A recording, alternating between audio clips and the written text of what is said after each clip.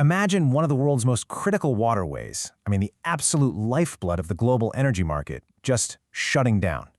Not with a bang, not with fleets of warships, but with a quiet stroke of a pen in some office in London.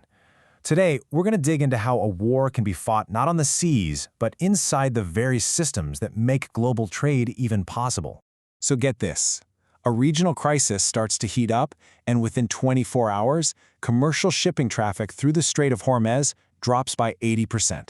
And we're not talking about a slow decline here. This was a cliff dive. A vital artery of the global economy was suddenly and almost completely blocked.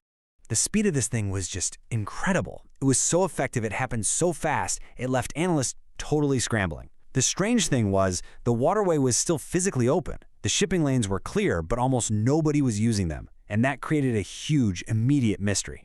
Which brings us to the big question, right? If there are no battleships enforcing a blockade, no physical barrier stopping anyone, how on earth do you stop hundreds of massive tankers from sailing? What invisible force could possibly be at play here? Well, the answer is pretty wild, but when you think about it, it makes perfect sense. The weapon wasn't a missile or a torpedo, it was commercial.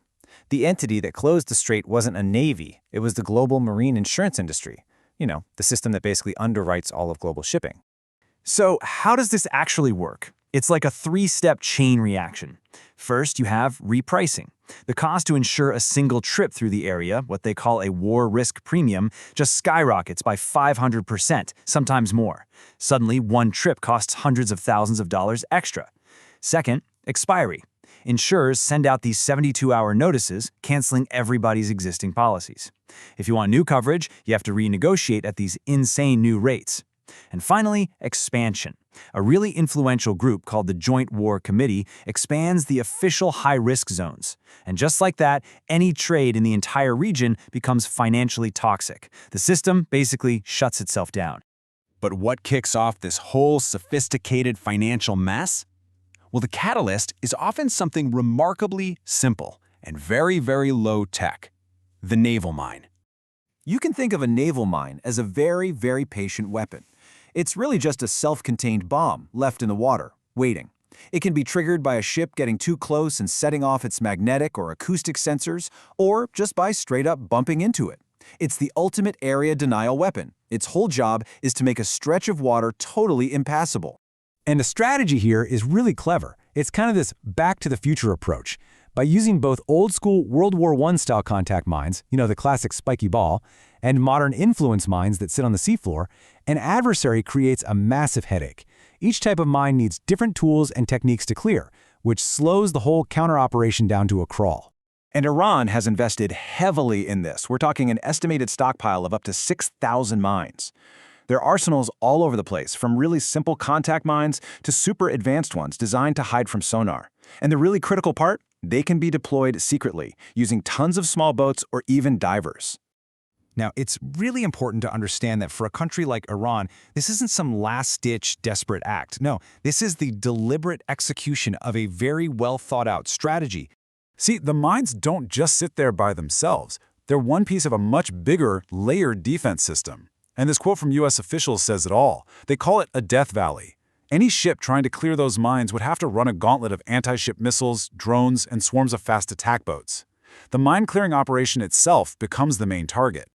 So, what's the end game? It's all about buying time and cranking up the cost for your opponent. By making the strait so incredibly dangerous to clear, Iran forces a country like the US into a terrible choice. Either you start a slow, costly, and probably bloody clearing operation, or you let the global economy take a massive hit. All the pressure to escalate is now on them. And this whole strategy works so well because it pokes at a really old wound for the US Navy. We're talking about a serious capability gap in mine countermeasures that has been decades in the making. Just look at this chart. The numbers tell you everything you need to know. During the Korean War, the US sent in more than 10 minesweepers for one operation. Today, the entire US Navy has only 4 dedicated mine countermeasure ships, and they're all based in Japan, a long, long way from the Persian Gulf. It's a mission that's just been on the back burner for years. The replacement that was supposed to fix this, the mine-clearing package for the littoral combat ship, has been a total mess, hit with delay after delay and all sorts of technical problems. The helicopter systems it uses are not only vulnerable to attack, they can only work in shallow water. And all those cool next-gen automatic drones that could do the job safely? Yep, those aren't expected until 2030, if we're lucky. Okay, so to really get why Iran went all in on this mind-centric strategy, we have to rewind the clock. We need to look back to a single pivotal day back in 1988. So on April 14, 1988, a U.S. frigate, the USS Samuel B. Roberts, hits an Iranian mine. 4 days later, the U.S. responds with Operation Praying Mantis, and it was swift and just overwhelming. In a single afternoon, the U.S. Navy basically wiped out half of Iran's entire conventional fleet. For Tehran, that day taught them a very, very hard lesson. The lesson was crystal clear. They could never, ever win a straight-up, head-to-head naval battle with the United States. But they also learned something else. A few cheap, simple mines could do what their most powerful warships couldn't: seriously damage a modern American warship. And right there, that was the birth of their asymmetric naval strategy. So when you put all these pieces together, what you're looking at is a totally new way of thinking about conflict.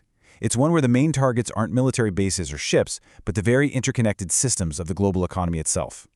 Let's just compare the old way versus the new way. A traditional blockade, that's kinetic. It's enforced by warships, it costs a ton of money, and it's super high risk. This new economic blockade is totally different. Its method is to just trigger a commercial reaction using risk. The cost is low, and the key part, the enforcer isn't the attacker's navy. It's the commercial system turning on itself. And that's when you realize what the real weapon is here. It's not just the mine in the water, it's the knowledge of how to pull the levers of risk deep inside the world's financial architecture. And that can achieve a strategic goal that's way bigger than any single explosion ever could. And don't think for a second this is just about one place. This strategy is totally replicable. You could apply the same logic to other critical choke points, from the Strait of Malacca, which sees a quarter of all global trade, to the Taiwan Strait, to the Turkish Straits that control grain exports. This insurance weapon is a tactic you can take anywhere. Which brings us back to the most mind-bending part of this whole idea. Once that initial risk is introduced, the adversary can just step back and watch. The insurance market, the shipping companies, the banks, they all just follow their own internal logic of avoiding risk. And by doing that, they enforce the blockade on themselves. So, that leaves us with one last kind of unsettling thought.